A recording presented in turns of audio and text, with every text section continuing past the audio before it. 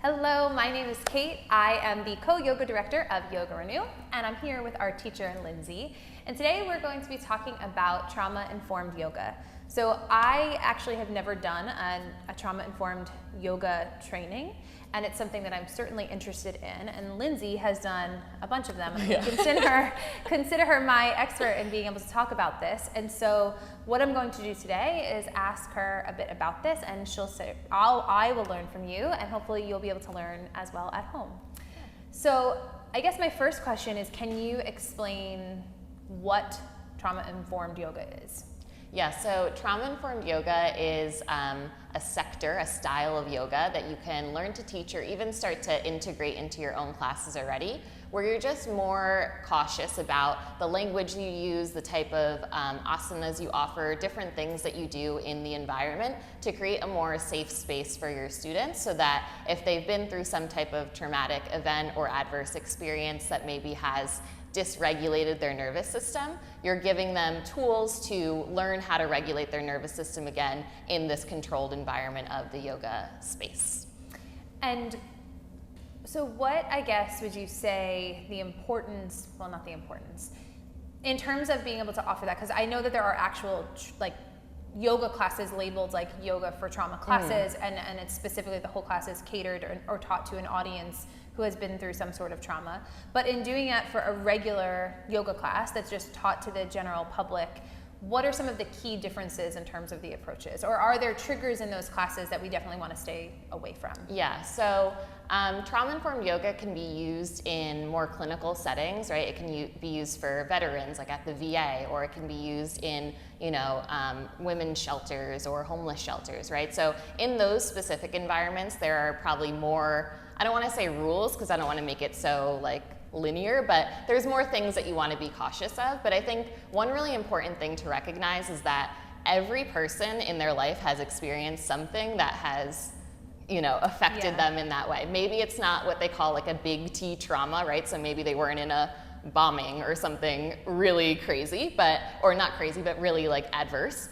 But everyone's experienced some type of adversity in their life, right? So, and especially when we teach yoga, a lot of people now are coming to yoga because of the mental health benefits of it, because they are feeling stressed or anxious or struggling with things, and they hear yoga is something that's somewhat accessible for them to try that might help reduce their stress. So already a lot of people are coming into the yoga class with the idea that it's going to help them on a mental level as well as physical. And also a lot of people who come to yoga classes are women, and women deal with a lot, there's, I don't know exactly the statistic, but the amount of women who, have been in that Me Too movement, right? All the women that are affected. Sexual assault. Yeah, sexual assault, all these different things. So it's really important, I think, to classify yourself not so much as a trauma yoga teacher, right, that you're only teaching to a specific population that's really been through something super traumatic, but also recognizing that every person who comes to a yoga class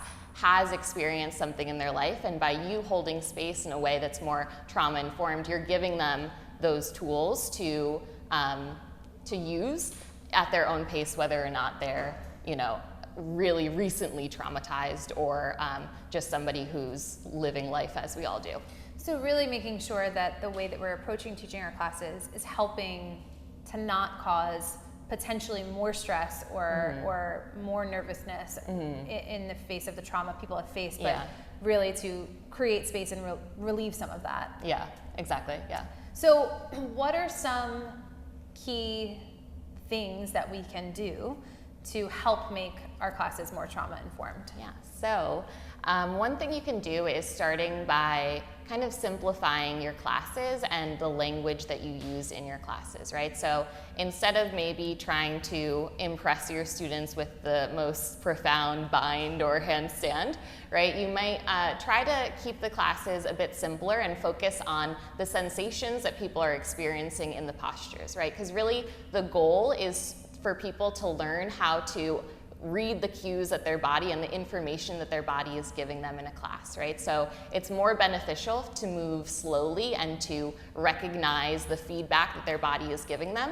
because then that feedback can be used at other times in their life when maybe they have a difficult relationship with a boss or a coworker, and they can recognize, oh, my heart is beating really fast here. I remember my yoga teacher said I can breathe deeper into my belly, and that will help me deal with this moment, right? So the goal is really to get people to start to recognize those sensations in their body and use that as information when they're moving through life.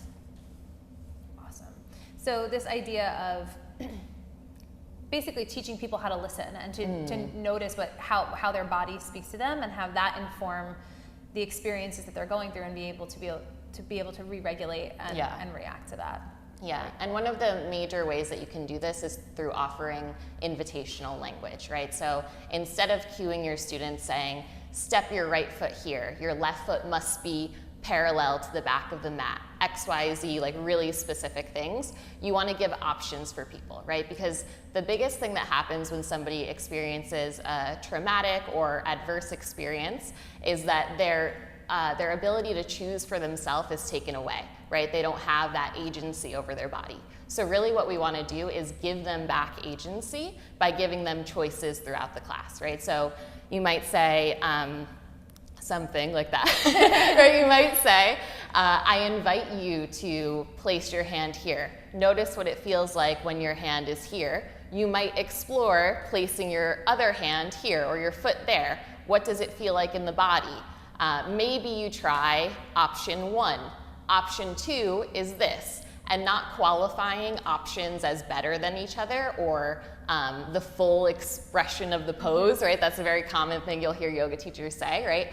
Instead of creating a hierarchy of this option is better than the other, saying, today this might feel good in your body, or if you're feeling a little more energized, you might try option 2 and pick up your back foot. Right, so giving choices to people really helps to rewire their brain to recognize that they are the agents, the change makers in their life, and that really is what we're doing through this language. And it seems like a subtle thing, but it really can have a profound impact on your students. And really empower them to take ownership over that.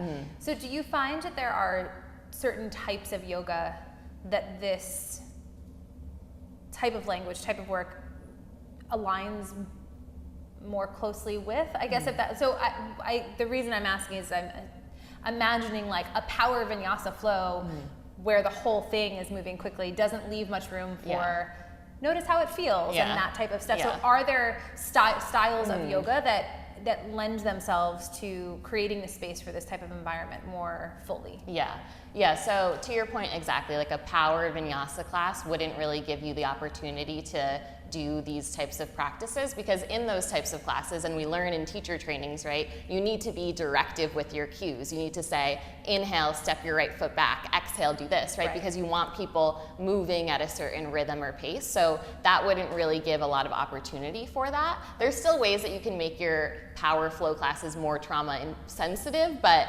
I wouldn't say you like wouldn't recommend it for someone dealing with a specific trauma. Yeah. So I would say like hatha yoga, so a little bit slower of a flow type of practice can be really beneficial. Slower, more restorative practices, not necessarily restorative yoga when you're holding poses for 5-10 minutes at a time. That can also be really triggering for people. So I'd recommend just things where people are able to keep their eyes open throughout the class, where they're able to notice the sensations, and you're not hanging out for too long. So like yin yoga might feel good for you dealing through something, but I wouldn't recommend necessarily like yin or traditional restorative where you're really holding poses for too long until somebody is more comfortable with yoga and with their body and their experience. That makes sense. So you said something about giving people opportunities for their eyes to be open. Is it also recommended then in this work that when leading Shavasana, you wouldn't say, lay down, close your eyes, if you're trying to teach from the point of view of being For sure, So offering examples or opportunities for people to close their eyes can be helpful for a lot of people, right? Because it can start to, in yoga, we talk about inducing that state of pratyahara, of sense withdrawal. So that can feel really great for people, and it might feel great for people even if you're teaching a trauma-informed class. They might like to close their eyes, and that could be fine.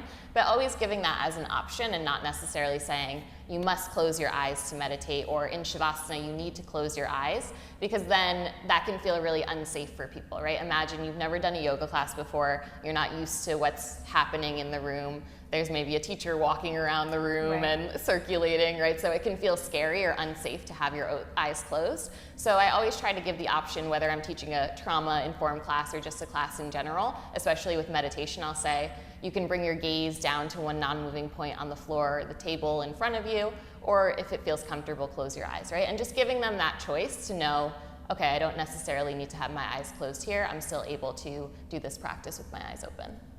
Wonderful. So, I mean, I learned a lot, and I think some of the key things that stand out for me as part of this is that really having the point of view and the perspective when leading classes to just create space for people to take ownership over their practice and do things and make choices that feel okay for them, depending on the experience that they may or may not have had before coming into the class, and being able to be sensitive to that is really the goal of teaching in this way. Yeah. And I think if I could add a few more little pieces too, of like tips of how to practically do this. One would be just trying to limit the distractions in a classroom, right? So just because you like essential oils doesn't necessarily mean that everyone's gonna like or want essential oils, right? Just because you like Beyonce doesn't mean that that's the appropriate class. And I'm saying this because I love Beyonce, but that doesn't necessarily mean that that's the appropriate music for that class, right? So thinking about neutralizing the space as to not bring other distractions or potential triggers into the classroom for your students, right? And that also goes from everything, even as a yoga teacher, of what you wear in a space, right? If I come into a class, you know, with my abs and my six-pack and my, crop top, Lululemon, super expensive cheetah print pants, right? That gives a certain energy versus if I come into a space wearing sweatpants that anyone would have, or, a t-shirt that anyone would have, right? The way that you're relating to the students and holding space for them in a way to say, I'm no different or better than you, right? We're trying to deconstruct that like authority, right? Because as a yoga teacher, you are the authority in the classroom, right? And so you want to make them feel as much like you're on an equal playing field as you can be, right? So from the things that you wear, from even demoing the class, right? Instead of walking around the class, that can be very triggering for students, right? And I know this goes against a lot of things we're taught in like vinyasa yoga training, right? But especially I find even for myself when I teach beginners, I end up demoing all of the class for the most part, because it's more beneficial for them to see what's happening and to also not feel like, oh, the teacher's watching me if I do something wrong, or needing to adapt their bodies in that way. So when you do the practice with them, it feels very much like communal, right? We're all practicing yoga together. There's no like teacher that I need to like raise my hand for or whatever, right? It's just a little bit more accessible in that way. So those are a few things. Watching the music that you play, maybe not playing Beyonce, and instead maybe choosing not to play any music at all, or playing neutral music that doesn't have lyrics. Like ambient, just background. Yeah. That's so helpful. So, Thank you so much for this, for sharing these tips. I appreciate always learning from you, and thank you so much for tuning in and joining us, and we hope you'll follow along on our channel for more conversations like this.